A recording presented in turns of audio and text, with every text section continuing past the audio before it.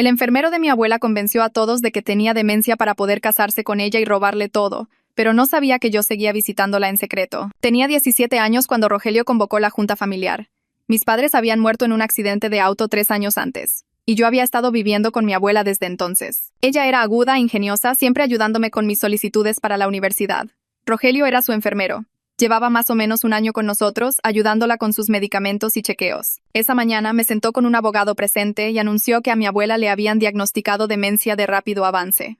La habían trasladado a una residencia de cuidados de memoria por su seguridad. Luego soltó la verdadera bomba. Él y mi abuela se habían casado hacía 2 semanas. Ahora él era su tutor legal con pleno poder notarial. Cuando pedí verla de inmediato, Rogelio sonrió con esa sonrisa que no le llegaba a los ojos. «Démosle tiempo para que se adapte a su nuevo entorno», dijo.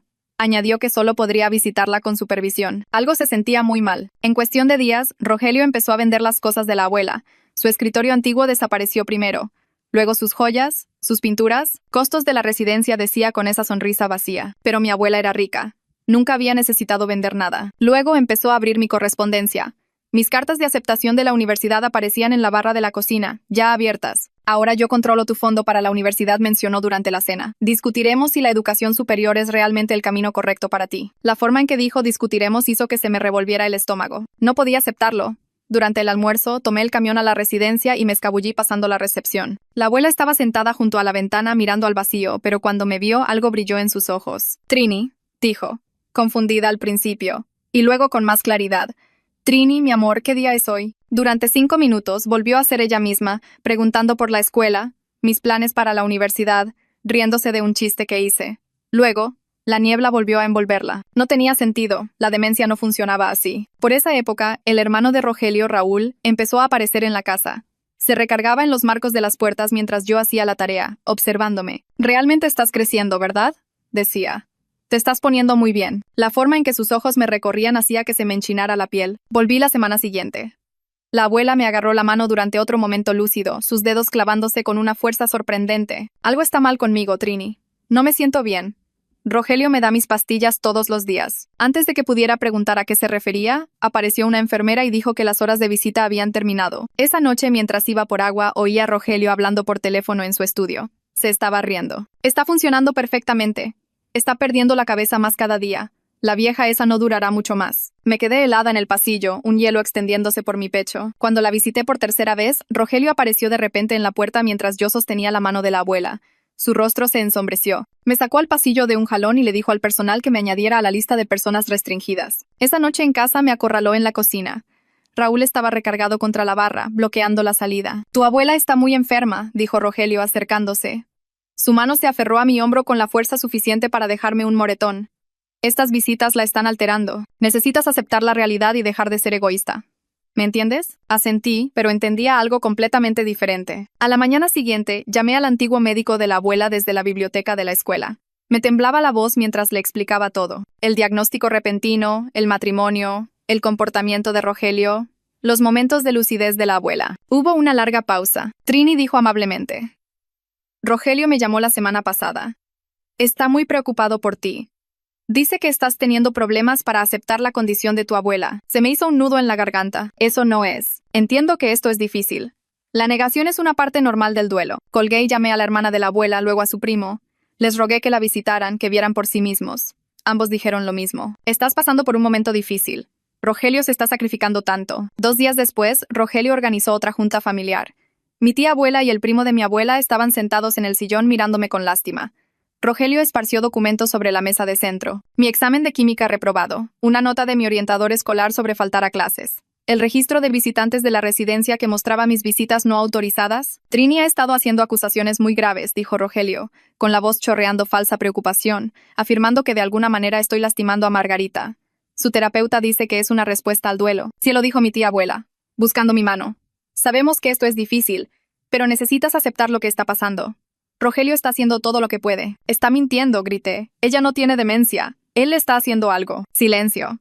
Todos me miraron como si me estuviera volviendo loca. 3 días después, Rogelio cambió las cerraduras de la bodega del jardín de la abuela. Razones de seguridad, dijo. Guardamos artículos valiosos antes de vender. Estaba completamente sola. Nadie me creía. Semanas después, oí a Rogelio hablando por teléfono. Dejé el suministro extra en la bodega del jardín. Lo recojo mañana. Esa noche, rompí la cerradura de la bodega con manos temblorosas y empecé a destrozar los suministros de cerámica de la abuela. Escondida bajo una lona, había una caja que contenía frascos de pastillas de benzodiazepinas, ninguno a nombre de la abuela, y un diario con la letra de Rogelio con fechas y dosis. Mi abuela no estaba enferma. Rogelio la había estado drogando sistemáticamente para fingir demencia. Poder casarse con ella y robarle todo. Oí pasos sobre la grava. Entonces Rogelio estaba allí, con Raúl, con los ojos fijos en la caja. Rogelio se abalanzó sobre mí y corrí. La caja presionaba mi pecho mientras lo empujaba para salir por la puerta de la bodega. Raúl se movió para bloquear la reja trasera. Así que di una vuelta brusca y corrí por el costado de la casa. Mis pies golpearon el césped, luego el camino de entrada y luego la banqueta. Mi corazón latía tan fuerte que podía oírlo en mis oídos. Detrás de mí, Rogelio gritó algo, pero no me detuve ni miré atrás. Solo corrí tan rápido como pude por la calle. 3 cuadras parecieron una eternidad. Me ardían los pulmones y me dolían las piernas, pero seguí adelante. Cuando finalmente llegué a la parada del camión, caí sobre la banca. Me temblaba todo el cuerpo. Abracé la caja con fuerza contra mí e intenté respirar. Unos minutos después, llegó el camión. Mis manos temblaban tanto que casi se me cae el cambio al subir. Me senté en la esquina trasera y observé por la ventana para asegurarme de que Rogelio no me estuviera siguiendo. El camión me llevó al centro y me bajé en la biblioteca. Allí me sentía segura, tranquila. Nadie me conocía. Encontré una mesa en el rincón más alejado, lejos de todos, y me senté. Todavía me temblaban las manos cuando abrí la caja de nuevo. El diario de Rogelio estaba encima, con su letra por todas las páginas. Debajo estaban los frascos de pastillas. Ninguno de ellos tenía el nombre de mi abuela. Saqué mi teléfono y empecé a tomar fotos. Cada página del diario, cada frasco, cada etiqueta, las fechas que anotó, las cantidades, todo. Tomé foto tras foto hasta que había fotografiado todo 2 veces, solo para estar segura. Luego abrí mi correo electrónico y me envié todas las fotos a mí misma. Luego las envié de nuevo a mi correo de la escuela. Luego creé una nueva cuenta de correo allí mismo y las envié por 3ª vez. Mis manos no dejaban de temblar. ¿Y si Rogelio encontraba la manera de borrarlas de alguna forma? ¿Y si entraba en mis cuentas? Abrí un servicio de almacenamiento en la nube que nunca había usado y subí cada una de las fotos. Luego lo hice de nuevo en un servicio diferente. Respaldo tras respaldo tras respaldo. Tenía que asegurarme de que esta evidencia no pudiera desaparecer. Finalmente revisé mi teléfono. 17 llamadas perdidas de Rogelio. 6 mensajes de texto. El primero decía que volviera a casa ahora mismo. El segundo decía que estaba en serios problemas. El tercero usaba palabras que me asustaron. El cuarto decía que iba a llamar a la policía. El quinto decía que le había robado su propiedad privada. El sexto decía que sabía dónde vivían todos mis amigos. Bloqueé su número con dedos temblorosos. La biblioteca se sentía segura, pero sabía que no podía quedarme para siempre. Me quedé sentada allí hasta que empezaron a apagar las luces. Una bibliotecaria pasó y dijo que cerraban en 10 minutos. Empaqué la caja y salí a la oscuridad. No sabía qué hacer ni a dónde ir. Rogelio estaba en la casa. No podía volver allí. Entonces me acordé de Lucila, la hermana de mi abuela. Vivía al otro lado de la ciudad. No me había creído antes cuando la llamé. Pensó que solo estaba molesta porque la abuela estaba enferma. Pero tal vez si le mostraba la prueba física. Tal vez si podía ver el diario de Rogelio y las pastillas con sus propios ojos. Tal vez me creería esta vez. Tomé otro camión hacia su colonia. Luego tuve que transbordar a un segundo camión. Me tomó casi 1 hora llegar. Para cuando toqué su timbre, eran las 8 de la noche. Todavía traía mi mochila con la caja adentro. Lucila abrió la puerta y su rostro parecía molesto al principio. Como, ¿por qué aparecía tan tarde? Pero entonces realmente me miró. Me observó bien. Mi cara debió haberlo mostrado todo, porque su expresión cambió por completo. Abrió más la puerta y me dijo que entrara. Su comedor tenía una gran mesa de madera. Puse mi mochila en el suelo y saqué la caja. Mi voz se quebró cuando empecé a hablar. Extendí el diario de Rogelio sobre la mesa. Luego los frascos de pastillas. Traté de explicar lo que significaba cada página. Las fechas coincidían con cuando la abuela empezó a actuar confundida. Las cantidades aumentaban con el tiempo. Las pastillas no estaban a su nombre. Estaban a nombres que nunca había oído. Lucila se puso sus lentes para leer y tomó el diario. No dijo nada. Solo leyó página tras página. Luego tomó los frascos y miró las etiquetas. Volvió al diario y revisó las fechas de nuevo. Su rostro se puso cada vez más pálido. Dejó el diario sobre la mesa con cuidado y me miró. Su voz salió tranquila y seria. Dijo que iba a llamar a su amigo abogado. Ahora mismo, esa noche. Tomó su teléfono y caminó hacia la cocina. La oí hablar rápido y con urgencia. Volvió unos minutos después y dijo que el licenciado Cárdenas venía para acá de inmediato. El licenciado Cárdenas apareció en menos de 1 hora. Era mayor, con el cabello canoso y un buen traje, aunque fuera de noche. Lucila dijo que había sido el abogado de la abuela durante 20 años. La conocía, sabía que había estado sana y lúcida. Se sentó a la mesa y miró todo lo que yo había puesto. Luego sacó su teléfono y empezó a tomar fotos de cada página, de cada frasco. Me hizo preguntas sobre cuándo encontré la caja. Lo que Rogelio había dicho en otras ocasiones. Cómo actuaba la abuela cuando la visitaba. Si alguien más sabía de esto, respondí todo lo mejor que pude. Mi voz seguía temblando, pero me obligué a seguir hablando. Esto era demasiado importante. El licenciado Cárdenas tomaba notas en su teléfono mientras yo hablaba. Fotografió el diario desde diferentes ángulos. Alineó todos los frascos de pastillas y les tomó una foto juntos. Luego fotos individuales de cada etiqueta. Trabajaba lenta y cuidadosamente, como si estuviera armando un caso. Como si me creyera. Cuando terminó de tomar fotos, miró a Lucila y luego a mí. Su rostro era serio, pero no hostil. Explicó que lo que Rogelio hizo era ilegal. Muy ilegal. Los papeles de la tutela y el poder notarial se basaban en evidencia médica falsa. Eso significaba que podían ser impugnados en la corte. Pero teníamos que movernos rápido. Rogelio trataría de destruir evidencia o mover a la abuela a algún lugar donde no pudiéramos encontrarla una vez que se diera cuenta de que yo tenía pruebas. Lucila dijo que me quedaría allí esa noche, sin discusiones. No me iba a dejar volver a esa casa donde Rogelio pudiera alcanzarme. Me preparó el cuarto de huéspedes con sábanas y toallas limpias. Finalmente me permití llorar. Llorar de verdad. Todo el miedo de las últimas semanas salió a borbotones. La soledad de que nadie me creyera. El terror de las amenazas de Rogelio. La impotencia de ver a la abuela desaparecer en esa niebla. Pero ahora ya no estaba sola. Lucila me creía. El licenciado Cárdenas me creía. Teníamos evidencia. Pruebas reales de que Rogelio había estado mintiendo sobre todo. A la mañana siguiente desperté en el cuarto de huéspedes de Lucila, con la luz del sol entrando por unas cortinas desconocidas. Por un segundo olvidé dónde estaba. Luego todo volvió y se me revolvió el estómago. El licenciado Cárdenas llegó antes del desayuno con un portafolio lleno de papeles. Los extendió sobre la mesa de la cocina y explicó que Rogelio obtuvo su tutela y poder notarial basándose en evidencia médica falsa. Eso significaba que podíamos impugnarlo en la corte. Pero teníamos que movernos rápido. Rogelio intentaría destruir evidencia o mover a la abuela a algún lugar donde no pudiéramos encontrarla una vez que se diera cuenta de que yo tenía pruebas. Y entonces el licenciado Cárdenas hizo 3 llamadas telefónicas allí mismo en la mesa. Primero, al tribunal familiar presentando una moción de emergencia para suspender la tutela de Rogelio y darle a Lucila la autoridad temporal en su lugar. Segundo, a los servicios de protección de adultos mayores, reportando sospecha de abuso y fraude. Tercero, al Consejo Médico Estatal, sobre el doctor que diagnosticó a la abuela. Hablaba rápido y tomaba notas, y yo solo me quedé sentada viéndolo suceder. Adultos de verdad tomando acciones reales porque me creyeron. Al mediodía, el licenciado Cárdenas había presentado todo el papeleo en el juzgado. Regresó y dijo que tendríamos una audiencia en unos pocos días. Mi teléfono sonó esa tarde. Número desconocido. Casi no contesto, pero el licenciado Cárdenas me indicó que lo hiciera. La voz de una mujer se presentó como Carolina Sumner, de Servicios de Protección de Adultos Mayores. Necesitaba tomar mi declaración sobre el presunto abuso. Su voz era profesional, pero no fría. Hizo preguntas específicas sobre los momentos lúcidos de la abuela. ¿Cuándo ocurrían? ¿Cuánto duraban? ¿Qué decía la abuela? Preguntó sobre el comportamiento de Rogelio hacia mí. Las amenazas. Las acciones de control. Respondí todo lo más claramente que pude. Carolina dijo que visitaría la residencia hoy mismo para entrevistar a la abuela y observar su condición. También solicitaría acceso a los registros de medicación actuales de la abuela. Después de que colgamos, el licenciado Cárdenas pareció satisfecho. Las cosas se estaban moviendo. Esa noche sonó el teléfono de la casa. Lucila contestó y su rostro se tensó. Alejó el teléfono de su oreja y pude oír a Rogelio gritando desde el otro lado de la habitación. Algo sobre propiedad robada y llamar a la policía. El licenciado Cárdenas tomó el teléfono con calma. Dijo que Rogelio estaba ahora bajo investigación por abuso de ancianos y fraude, que Rogelio debería conseguir un abogado. Luego colgó. Mis manos temblaban, pero el licenciado Cárdenas se veía completamente tranquilo.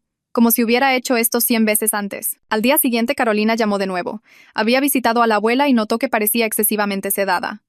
El administrador de la residencia estaba revisando el expediente de la abuela. Había problemas con sus papeles de admisión. El diagnóstico provenía de un médico que no era el médico de cabecera de la abuela. Ese médico se había ido del estado. La voz de Carolina tenía un tono más duro ahora. Dijo que la residencia estaba cooperando plenamente con la investigación. 2 días después llegó una llamada diferente. El detective Galindo se presentó. Estaba manejando la investigación criminal sobre las acciones de Rogelio. Había revisado la evidencia que el licenciado Cárdenas proporcionó y quería reunirse conmigo. Su voz era firme y seria. Dijo que había manejado casos de abuso de ancianos antes. Me trató como una testigo real en lugar de una adolescente confundida. Nos reunimos en la estación de policía esa tarde. Galindo era mayor, con cabello canoso y ojos cansados. Me pidió que le contara todo de nuevo desde el principio. Tomó notas y grabó nuestra conversación. Preguntó sobre las entradas del diario y los frascos de recetas. Sobre las amenazas de Rogelio. Sobre el comportamiento de Raúl hacia mí. Cuando terminé, dijo que estaban obteniendo una orden de cateo para registrar la casa de Rogelio y la bodega del jardín. La orden de cateo llegó a la mañana siguiente. Galindo llamó para decirme que habían encontrado más diarios. Documentos financieros que mostraban a Rogelio transfiriendo el dinero de la abuela a cuentas a su nombre. Medicamentos recetados adicionales escondidos en la casa. Rogelio se había vuelto descuidado una vez que pensó que había ganado. 4 días después de que el licenciado Cárdenas presentara la moción de emergencia, fuimos al tribunal familiar. La sala de audiencias era más pequeña de lo que esperaba. Paneles de madera y luces fluorescentes. Rogelio estaba sentado en una mesa con su abogado, luciendo furioso. Raúl no estaba allí. La jueza era una mujer de unos 50 años con ojos agudos. Revisó la evidencia mientras esperábamos.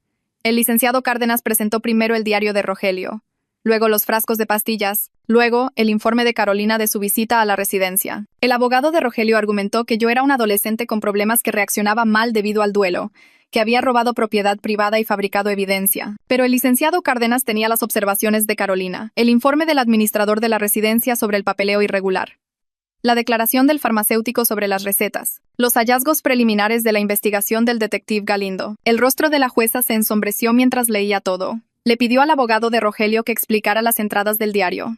El abogado titubeó. Dijo que estaban sacadas de contexto. La jueza preguntó qué contexto haría que tuvieran sentido los horarios de dosificación de medicamentos no recetados a la paciente. Silencio. Entonces la jueza me llamó a testificar. Sentí que se me doblaban las piernas al caminar hacia el estrado. Puse mi mano sobre la Biblia y juré decir la verdad. El licenciado Cárdenas me hizo preguntas sobre los momentos lúcidos de la abuela. Describí cómo estaría confundida y nublada. Luego, de repente, clara y aguda por unos minutos, preguntando por la escuela y mis planes para la universidad, luego la niebla volvía. Testifiqué sobre el comportamiento amenazante de Rogelio, la forma en que me acorraló en la cocina con Raúl bloqueando la salida, cómo me había agarrado el hombro lo suficientemente fuerte como para dejarme un moretón, sobre encontrar la evidencia en la bodega y Rogelio atrapándome con ella. El abogado de Rogelio trató de hacerme parecer poco confiable. Preguntó sobre mi examen de química reprobado, mis clases a las que falté. Pero expliqué que eso fue después de que Rogelio comenzó a controlar todo. Después de que abrió mi correo y amenazó mi fondo universitario. Después de semanas de que nadie me creyera y de sentirme completamente sola. La jueza detuvo las preguntas del abogado. Dijo que había oído suficiente. Inmediatamente suspendió la tutela de Rogelio. Otorgó a Lucila autoridad temporal sobre el cuidado y las finanzas de la abuela. Ordenó que la abuela fuera transferida a una instalación diferente para una evaluación médica adecuada. El rostro de Rogelio se puso rojo oscuro. Empezó a levantarse, pero su abogado lo agarró del brazo. Raúl no estaba allí para detenerlo esta vez. La jueza le advirtió a Rogelio que había cargos criminales pendientes, que no debía contactar a la abuela ni a mí. La violación resultaría en arresto inmediato. Salimos del juzgado y no podía dejar de temblar.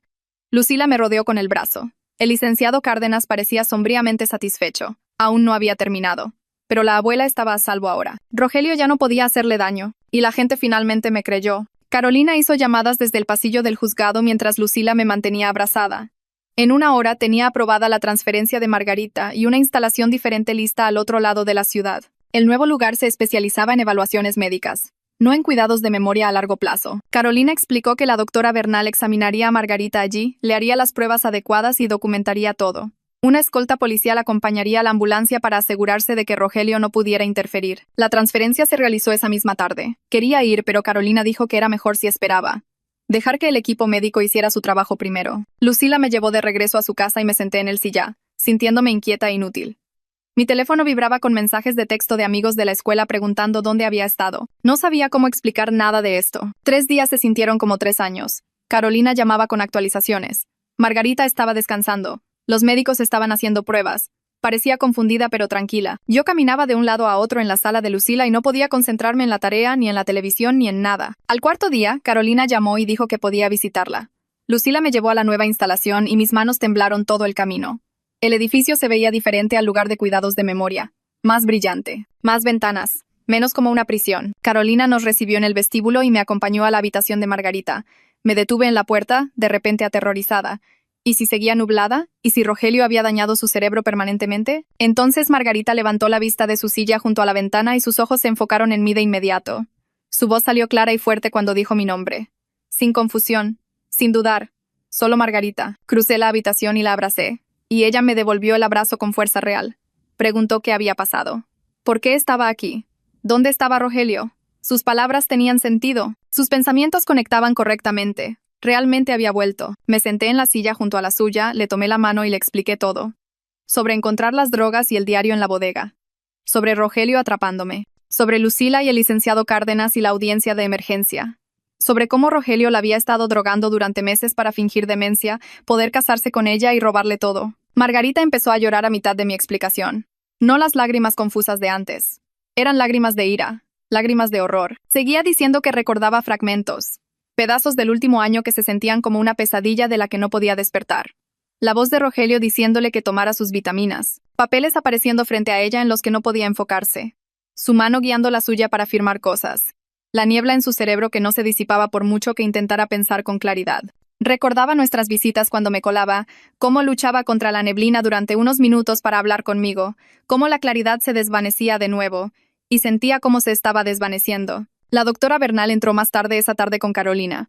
Explicó que los resultados de los análisis de sangre mostraban altos niveles de benzodiazepinas en el sistema de Margarita, las drogas que Rogelio le había estado dando. La doctora Bernal confirmó que Margarita no mostraba signos de demencia real, ni daño cerebral, ni deterioro cognitivo, solo problemas significativos inducidos por las drogas que ahora estaban desapareciendo al no estar siendo envenenada. Durante los días siguientes, Margarita se volvió más aguda y alerta. La niebla se disipó por completo. Empezó a hacer chistes con las enfermeras, a pedir comida de verdad en lugar de las insípidas comidas de la residencia, a exigir saber cuándo podría irse a casa. Dio una declaración formal a Carolina y a la doctora Bernal sobre lo que recordaba.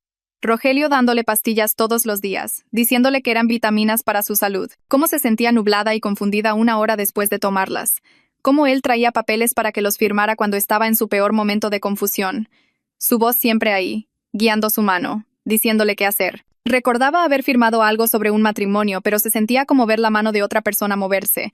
Recordaba a Rogelio hablando de vender cosas, pero no podía concentrarse lo suficiente como para discutir. Todo el año se sintió como ahogarse mientras todos miraban y no hacían nada. 5 días después de la audiencia en el juzgado, el detective Galindo arrestó a Rogelio y a Raúl. Los cargos incluían abuso de ancianos, fraude, falsificación y conspiración. La fianza de Rogelio se fijó alta porque la jueza lo consideraba un riesgo de fuga. Ya había demostrado que haría cualquier cosa por dinero. Raúl enfrentaba cargos de conspiración por ayudar a intimidarme y bloquear mi acceso a Margarita. Galindo dijo que podrían surgir más cargos a medida que investigaran más a fondo. Mientras tanto, el licenciado Cárdenas comenzó el arduo trabajo de rastrear lo que Rogelio había robado. Encontró transferencias bancarias moviendo el dinero de Margarita a cuentas que Rogelio controlaba, registros de joyas y obras de arte vendidas a comerciantes y coleccionistas. Algunos activos eran recuperables a través de seguros o acciones legales, pero Rogelio ya había gastado mucho, había apostado parte en juegos de azar, lo había usado para compras costosas que había escondido, compró un barco que había registrado bajo un nombre falso. Algunas de las cosas de Margarita se habían ido para siempre, vendidas a personas que las habían comprado legalmente y no se les podía obligar a devolverlas. El licenciado Cárdenas estimó que podríamos recuperar el 60% de lo que Rogelio se llevó. Quizás menos. La residencia de cuidados de memoria donde Rogelio había internado a Margarita también enfrentó serios cuestionamientos. El Consejo Estatal de Licencias citó a su administrador para explicar cómo habían aceptado a una paciente sin la documentación médica adecuada, cómo habían permitido que Rogelio restringiera el acceso de visitantes sin seguir los procedimientos estándar, cómo nunca habían cuestionado el diagnóstico ni solicitado registros de los médicos reales de Margarita. El administrador cooperó plenamente con los investigadores, entregando cada documento relacionado con la admisión y el cuidado de Margarita. Afirmó que Rogelio había proporcionado documentación que parecía legítima, que habían confiado en la palabra de un enfermero licenciado sobre la condición de su esposa, pero el Consejo Estatal no quedó satisfecho con esas respuestas. Lanzaron una investigación formal sobre las prácticas de admisión de la residencia. Carolina nos dijo que otras familias habían comenzado a presentar sus preocupaciones sobre sus familiares en esa misma residencia. Puede que Rogelio no haya sido la única persona que se aprovechó de la falta de supervisión. Margarita mejoraba cada día después de eso. La primera semana en la nueva instalación todavía parecía algo nublada a veces, confundida sobre dónde estaba o qué día era. Pero para la segunda semana el cambio era obvio. Empezó a hacer chistes con las enfermeras, preguntándoles por sus familias y recordando sus nombres. Se quejaba de la comida y exigía café de verdad en lugar de la agüita que servían. Cuando la visité el día 10, me miró con ojos completamente claros y me preguntó cómo me había ido en mi examen de química. Casi lloro porque sonaba exactamente como ella misma de nuevo, aguda e interesada en todo. Para la segunda semana se estaba frustrando por estar atrapada en la instalación. Seguía preguntándole a la doctora Bernal cuándo podría irse a casa, diciendo que se sentía bien y que ya no necesitaba ser monitoreada. Sin embargo, la doctora Bernal fue cuidadosa, queriendo asegurarse de que todas las drogas estuvieran completamente fuera del sistema de Margarita y que su función cognitiva se mantuviera estable. Hizo más pruebas y observó a Margarita cuidadosamente, buscando cualquier signo de recaída o efectos persistentes. Finalmente, después de 3 semanas de monitoreo, la doctora Bernal dio de alta a Margarita. Lucila y yo la recogimos un martes por la mañana. Margarita salió de esa instalación por su propio pie, cargando una pequeña bolsa con sus pertenencias, viéndose más fuerte de lo que la había visto en meses. Condujimos de regreso a su verdadera casa, aquella de la que Rogelio la había mantenido alejada. Cuando entramos al camino de entrada, Margarita se quedó sentada en el auto por un minuto, mirando su jardín. Luego salió y caminó directo hacia sus rosas, tocando los pétalos suavemente. Empezó a llorar, lágrimas silenciosas corriendo por su rostro. Lucila y yo nos mantuvimos a distancia y la dejamos tener ese momento. Margarita se volteó hacia nosotras y dijo que había tenido tanto miedo de no volver a ver su casa nunca más. La ayudamos a entrar y caminó por cada habitación, tocando sus muebles y mirando sus fotos en las paredes. Faltaban algunas cosas. Las piezas que Rogelio había vendido, pero quedaba lo suficiente como para que todavía se sintiera como su espacio. Esa primera noche en casa, Margarita parecía feliz y aliviada, pero alrededor de las 3 de la mañana la oí gritar. Corrí a su habitación y la encontré sentada en la cama, temblando y desorientada. Había tenido una pesadilla sobre Rogelio forzándola a tomar pastillas. Me senté con ella hasta que se calmó, preparando té y hablando de cosas normales hasta que salió el sol. Las pesadillas continuaron. Margarita se despertaba asustada, a veces sin saber si estaba realmente en casa o de vuelta en esa instalación. Durante el día se ponía paranoica con sus medicamentos, incluso con las vitaminas regulares que la doctora Bernal le recetó. Me preguntaba 3 o 4 veces si estaba segura de que eran las pastillas correctas si yo misma las había revisado. La doctora Bernal notó las dificultades de Margarita durante una visita de seguimiento. Refirió a Margarita a una terapeuta que trabajaba específicamente con casos de trauma y abuso de ancianos. Margarita no quería ir al principio, diciendo que debería poder manejar esto ella sola. Pero Lucila y yo la convencimos de que lo que Rogelio hizo no era algo que simplemente se supera por tu cuenta. Yo también estaba batallando, aunque traté de ocultarlo al principio. No podía dormir bien. Me despertaba con pequeños ruidos, convencida de que Rogelio de alguna manera había salido y vendría por mí. En la escuela, saltaba cuando la gente se me acercaba por detrás inesperadamente. Mis calificaciones estaban bajando porque no podía concentrarme en la tarea. Lucila lo notó y me preguntó directamente si estaba bien. Admití que no. Ella también me consiguió terapia, con alguien que trabajaba con adolescentes que habían pasado por traumas familiares. Hablar con la terapeuta ayudó. Pude explicar lo asustada que había estado cuando nadie me creía, lo aislada que me sentía, cómo a veces todavía me despertaba pensando que había imaginado toda la evidencia y que Rogelio seguía en control. Aproximadamente un mes después de que Margarita regresó a casa, el licenciado Cárdenas llamó con noticias sobre el caso de Rogelio. El juicio penal estaba programado para dentro de 3 meses, pero el abogado de Rogelio se había acercado al fiscal para negociar un acuerdo de culpabilidad. Rogelio quería evitar el juicio y estaba dispuesto a declararse culpable a cambio de cargos reducidos. El licenciado Cárdenas explicó que esto significaba que Rogelio sabía que la evidencia en su contra era sólida y que probablemente perdería en el juicio. Margarita y yo nos sentamos en la mesa de su cocina hablando sobre si deberíamos aceptar un acuerdo. Se veía cansada, más vieja de lo que estaba antes de que todo esto comenzara. Dijo que estaba agotada y que quería que todo esto terminara. Pero también quería que Rogelio enfrentara consecuencias reales por lo que le había hecho. No quería que le dieran una sentencia leve y saliera en un año. Yo sentía lo mismo. Una parte de mí quería ver a Rogelio juzgado en la corte. Quería que un jurado escuchara todo lo que había hecho. Pero otra parte de mí tenía miedo de un juicio, de tener que testificar y ser interrogada por su abogado. El fiscal se reunió con nosotras la semana siguiente para explicar las opciones.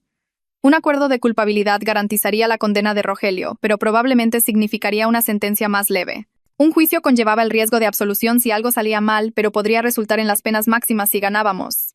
Dijo que la evidencia era sólida, pero que los jurados eran impredecibles. Margarita y yo hablamos de ello durante días.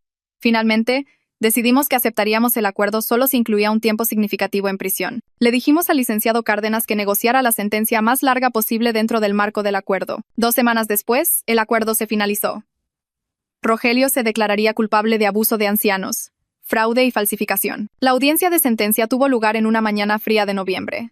Margarita, Lucila y yo nos sentamos en la sala del tribunal viendo a Rogelio pararse frente al juez. Se veía más pequeño de alguna manera, menos amenazante de lo que parecía en nuestra casa. El juez repasó cada cargo, preguntándole a Rogelio si entendía de lo que se declaraba culpable. Rogelio dijo sí en voz baja. Entonces el juez lo sentenció a 6 años de prisión sin posibilidad de libertad condicional antes de 4 años. Raúl había tomado un acuerdo de culpabilidad por separado por cargos de conspiración. Le dieron 2 años. Sentí que algo se liberaba en mi pecho cuando escuché esas sentencias. 6 años no era para siempre, pero era tiempo real. Rogelio estaría en prisión mientras yo terminaba la preparatoria y la universidad. Mientras el licenciado Cárdenas trabajaba en el lado legal, también rastreaba el dinero robado de Margarita. Encontró cuentas bancarias que Rogelio había abierto a su nombre, registros de transferencias de las cuentas de Margarita. Identificó joyas y obras de arte que Rogelio había vendido, rastreando a compradores y comerciantes. Algunos artículos eran recuperables a través de reclamaciones de seguros o acciones legales que forzaban devoluciones. Pero Rogelio ya había gastado mucho. Había apostado algo en casinos. Había comprado cosas caras y las había escondido, incluyendo un barco registrado bajo un nombre falso. Algunas de las pertenencias de Margarita se habían ido para siempre, vendidas a personas que las habían comprado legalmente y no se les podía obligar a devolverlas. El licenciado Cárdenas estimó que recuperaríamos alrededor del 60% de lo que Rogelio había robado, tal vez menos una vez que se pagaran todos los honorarios legales. Margarita dijo que estaba bien con eso. Le quedaba suficiente dinero para vivir cómodamente y pagar mi universidad. El dinero importaba menos que recuperar su vida. Margarita y yo desarrollamos una nueva rutina en casa. Ambas estábamos sanando, pero era lento y no siempre constante. Algunos días eran buenos, donde podíamos reír y hablar de cosas normales. Otros días eran difíciles, cuando las pesadillas volvían o Margarita se ponía paranoica con sus pastillas de nuevo. Aprendimos a ser pacientes la una con la otra y con nosotras mismas. Margarita comenzó a ayudarme con mis solicitudes para la universidad de nuevo, tal como solía hacerlo antes de que Rogelio entrara en nuestras vidas. Nos sentábamos en la mesa de la cocina con mi laptop, trabajando en ensayos y formularios de ayuda financiera. Yo la ayudé a revisar la casa, haciendo listas de lo que Rogelio había vendido y lo que podía ser reemplazado. Algunas cosas eran solo cosas, decía. Otras, como el anillo de su madre, dolía perderlas. Nos enfocamos en hacer que la casa se sintiera segura de nuevo, comprando muebles nuevos para las habitaciones que se sentían demasiado vacías, reorganizando las cosas para que no nos recordaran el tiempo de Rogelio allí. Lucila empezó a visitarnos 2 veces por semana después de eso, generalmente los martes por la noche y los sábados por la tarde. Las primeras visitas se sintieron incómodas porque seguía disculpándose, diciendo que debería haberme creído desde el principio, que nos había fallado tanto a Margarita como a mí. Le dije que estaba bien, que Rogelio había engañado a todos, pero ella negaba con la cabeza y volvía a disculparse. Finalmente la senté en la mesa de la cocina y le expliqué que ella había respondido cuando realmente importaba, que había involucrado al licenciado Cárdenas y había ayudado a salvar la vida de Margarita. Eso pareció ayudar. Después de eso, se relajó y comenzó a actuar más como ella misma, trayendo víveres y ayudando con la cena, contando historias de cuando Margarita era más joven. A Margarita le encantaba tener a su hermana cerca de nuevo. Se sentaban en la sala durante horas, hablando y riendo, recuperando todo el tiempo que Rogelio les había robado. En marzo, mis cartas de aceptación de la universidad comenzaron a llegar.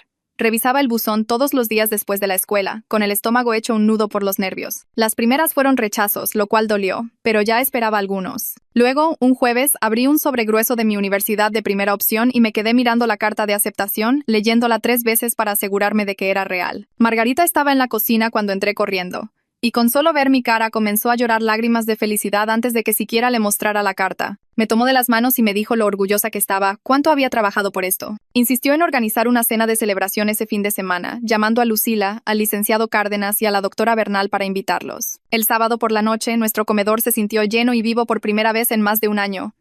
El licenciado Cárdenas trajo champán y sidra espumosa, brindando por mi futuro. La doctora Bernal me dio un diario de piel para la universidad.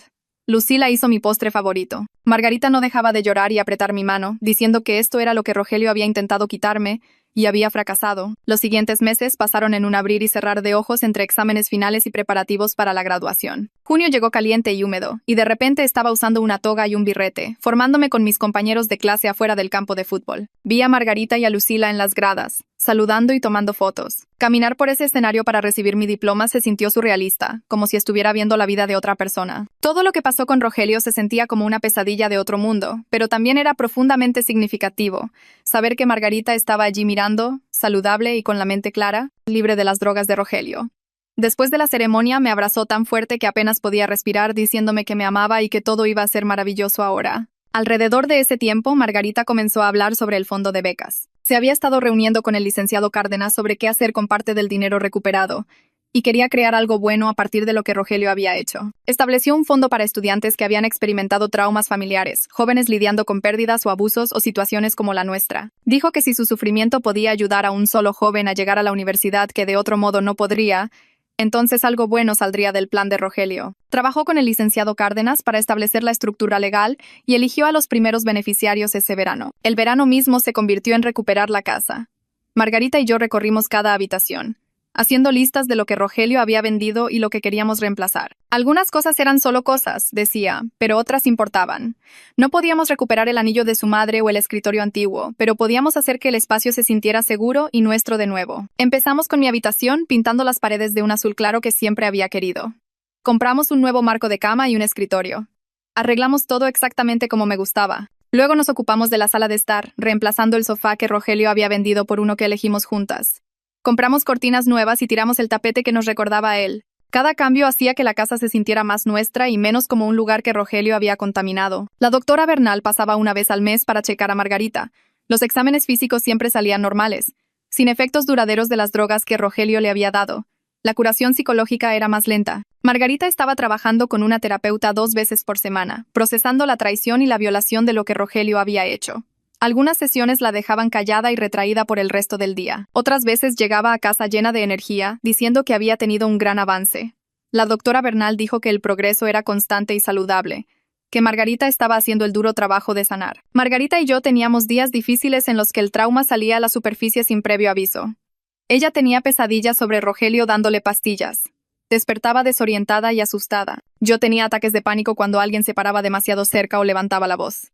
Aprendimos a reconocer las señales en la otra y a responder con paciencia. Cuando Margarita tenía un mal día, me sentaba con ella y le recordaba dónde estaba, que Rogelio estaba en prisión y ya no podía hacerle daño. Cuando yo batallaba, ella preparaba té y me dejaba hablar o simplemente se sentaba en silencio hasta que el miedo pasaba. Estábamos más unidas ahora que antes de Rogelio, unidas por haber sobrevivido juntas a su plan. Entendíamos los detonantes y miedos de la otra de una manera que la mayoría de la gente nunca entendería. Agosto llegó demasiado rápido. Lucila me ayudó a empacar para la universidad, revisando ropa y útiles, asegurándose de que tuviera todo lo que necesitaba. El día de la mudanza llegó un sábado y tanto Lucila como Margarita insistieron en venir.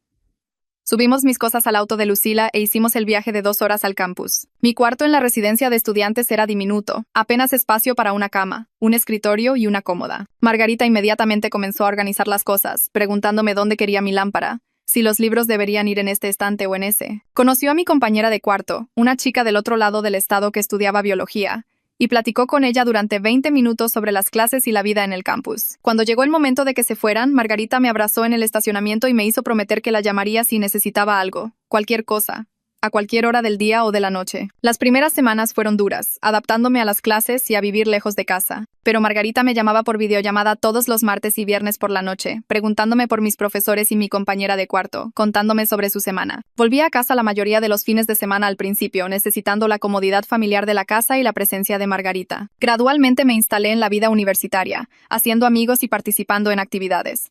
Creamos una nueva normalidad que incluía lo que pasó con Rogelio, pero no dejaba que definiera todo. Hablábamos de ello cuando lo necesitábamos. Reconocíamos el trauma, pero también nos enfocábamos en seguir adelante. Estaba prosperando en la universidad de maneras que no había esperado.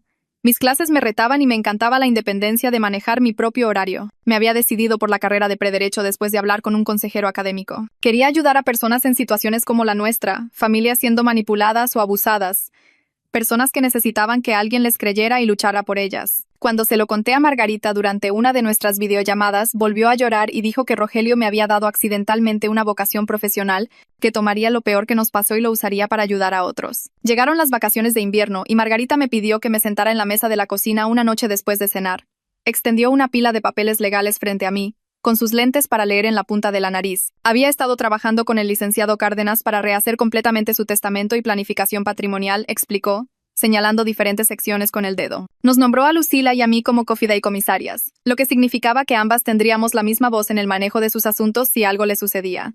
Ninguna persona podría tomar el control de nuevo. También estableció algo llamado testamento en vida que detallaba exactamente qué atención médica quería y no quería, con copias archivadas en el consultorio de su médico y en el hospital. Si alguna vez se enfermaba o no podía tomar decisiones, los médicos seguirían sus instrucciones por escrito, no lo que algún cónyuge o tutor afirmara que ella quería. Margarita me hizo leer todo el documento, mostrándome dónde aparecían nuestros nombres y explicando qué significaba cada sección. Ambas firmamos los papeles con el licenciado Cárdenas como testigo y ella guardó los originales bajo llave en su caja de seguridad en el banco. Parecía más ligera después de eso, como si finalmente hubiera recuperado el control que Rogelio le había robado. Cuando terminó enero y llegó el momento de regresar para el semestre de primavera, empaqué mi auto mientras Lucila ayudaba a bajar las cajas de mi habitación. Margarita estaba parada en el camino de entrada mirando, con los brazos cruzados contra el frío pero sonriendo. Me abrazó fuerte antes de que subiera al auto y me dijo que manejara con cuidado y llamara cuando llegara. Salí en reversa lentamente, viéndola saludar por el espejo retrovisor, y algo hizo clic en mi cabeza durante ese viaje de 2 horas de regreso al campus. Rogelio había intentado destruir todo. Intentado robar el dinero y la independencia de Margarita y dejarme sin nada. Pero en lugar de eso, nos había mostrado exactamente lo fuertes que éramos cuando luchábamos juntas. Margarita estaba saludable ahora, aguda y en control de su vida nuevamente, con protecciones legales que la mantendrían a salvo. Yo estaba construyendo el futuro que quería, estudiando para ayudar a otras personas que necesitaban que alguien les creyera y luchara por ellas. Ambas sabíamos que podíamos manejar lo que viniera después, porque ya habíamos sobrevivido a lo peor que podía pasar y habíamos salido del otro lado, todavía de pie, todavía luchando, todavía juntas.